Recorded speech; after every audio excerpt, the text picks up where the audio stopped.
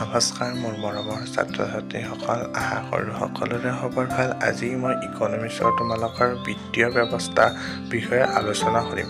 বিত্তীয় ব্যৱস্থা মানে হৈছে এখন দেশৰ অৰ্থনৈতিক বিত্তীয় বাহিৰাগত যিবিলাক সামগ্ৰী থাকে সেই সামগ্ৰীসমূহ সংগ্ৰহ কৰি স্থাপন অৰ্থাৎ কৰ্ম সংস্থাপন কৰা কাৰ্যটো হৈছে বিত্তীয় ব্যৱস্থা।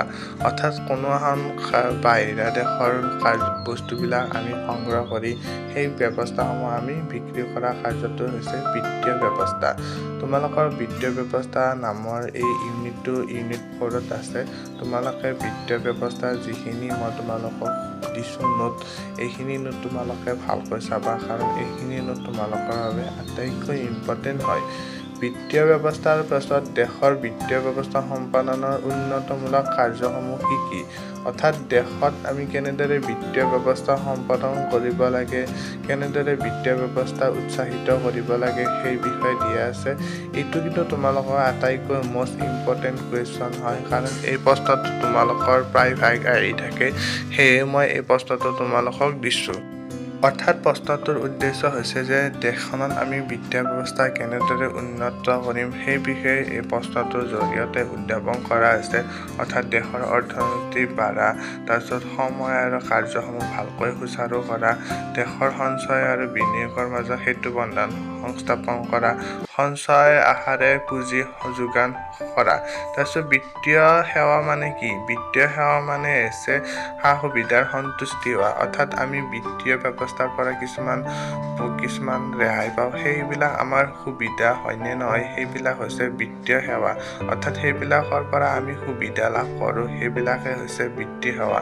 মানে যিবিলাক অৰ্থাৎ কোম্পানী, ক্ৰেডিট কোম্পানী, এইবিলাক হৈছে বিত্তীয় সেৱা। অৰ্থাৎ কোম্পানী এটাৰ পৰা বা বেংক এটাৰ পৰা আমি যেনেদৰে সুদ পাওঁ সেইবিলাক হৈছে বিত্তীয় সেৱা ব্যৱস্থা। অৰ্থাৎ যিবিলাকৰ পৰা আমি কিছুমান পইচা ৰেহাই পাওঁ বা কিবা এটা বস্তু ৰেহাই পাওঁ সেইবিলাক হৈছে বিত্তীয় সেৱা ব্যৱস্থা। বিত্তীয় মধ্যস্থান বা প্ৰতিষ্ঠান সম্পাদন কৰক। অৰ্থাৎ বিত্তীয় প্ৰতিষ্ঠান সম্পাদন কৰক মানে কি?